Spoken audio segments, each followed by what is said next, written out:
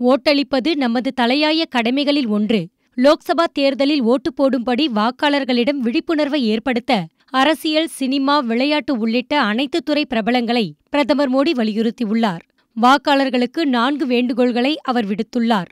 முதல் வேண்டுகோள், வாக்காளர் பட்டியலில் உங்கள் பெயரை பதிவு செய்து வாக்காளர் அட்டையை பெற்றுக் கொள்ளுங்கள்.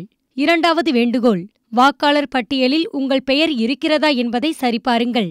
இல்லாவிடில் சம்பந்தப்பட்ட அதிகாரிகளிடம் புகார் கூறுங்கள்.